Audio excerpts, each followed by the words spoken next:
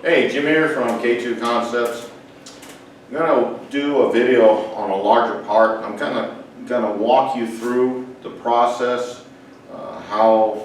why I do what we do, and so you can kind of follow the logic on how we approach larger, difficult shaped parts. So first, Corona for the haters. There's still quite a few of them out there. Had a whole Facebook light up the other day about me. Just driving them crazy. Anyhow, alright, so my tank, I have 76 inches in the open. So what we want to do is put the pattern down, but we don't want it so large, cut to that exact shape, because the pattern is going to expand a little bit. So break out your handy dandy phone calculator, take your tank, what's half of it, so half of 76 is 38. So what I do is I measure out 36 inches, give it a couple inches each way, fold it in half, cut it at that, and then I'll cut a little off the top and the bottom so it'll allow the top and bottom to expand. But most of the time you're going to see your patterns go this way, widthways. So that's how we arrive at that. Shut the tank off, the water's dropping a little bit because of the drain, or the spray bar is located a little bit under the dam, so it's perfect. So that'll give me my four walls. Now the part, it's a spoiler up front, and we've glued some handholds to the back side. What I'm going to do is I'm going to dip it in this way, and I'll tell you why. Because at some point where this part enters the water, it's going to trap air. And you're going to have a little bit of void, maybe a series of lines, little small bubbles. And I'd rather that be on the back side where nobody's going to see it than on the front side. So that's kind of why we're dipping it the way we do. This one's pretty easy to figure out.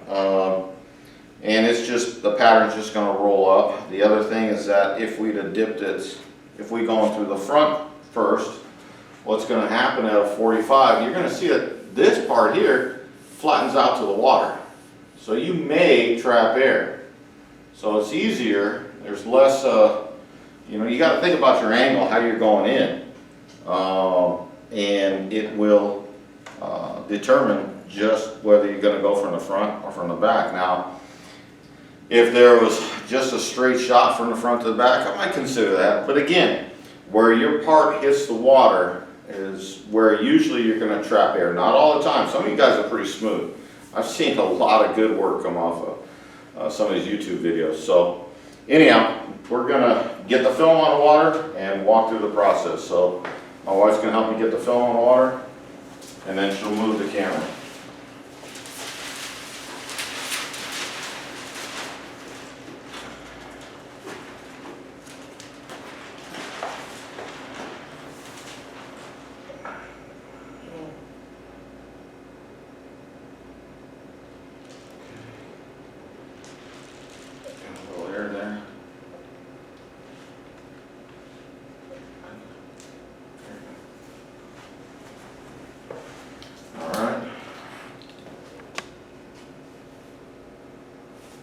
Going to adjust the camera, and you're going to see the pattern kind of start moving around. You want to kind of break it loose before it attacks the sides, or attaches itself to the sides, I should say. Alright, so we're pretty well balanced there. We're going to set our timer, start our fan, kind of get your mindset on. Not too worried about that.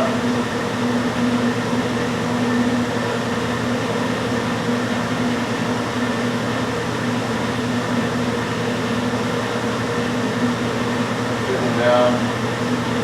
You got to remember the part's going to go around this stuff. So if you get air bubbles and stuff, and it's not in your field or where you're going to be dipping, don't worry about it. I don't blow on the film to get the bubbles out because I've actually had some saliva go on it, and then you got a void. I just don't do that.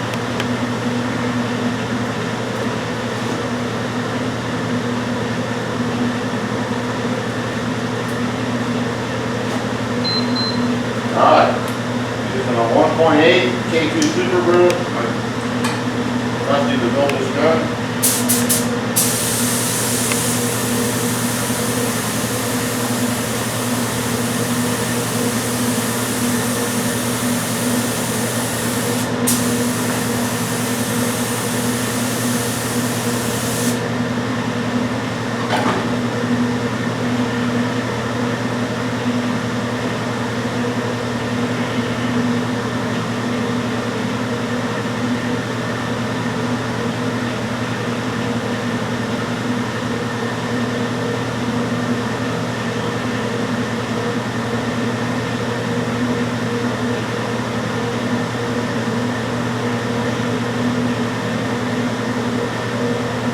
Interesting to know that sometimes when you get a bubble, it'll just ride on the surface. That's a good hit.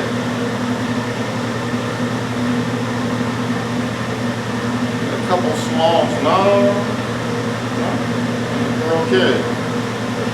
So that's a good hit.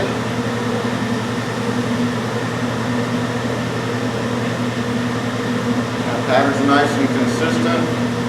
So that's a pass. Anyhow, that's how I approach dipping larger parts. If you like this video, hit that like button, subscribe, join us on the forum, k2forums.com. You can email me, k2forums@gmail.com.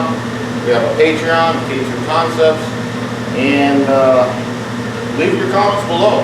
We like to make videos. If you like them more, and it's something you want to see. So hope you're having a good day dipping. We'll talk to you later.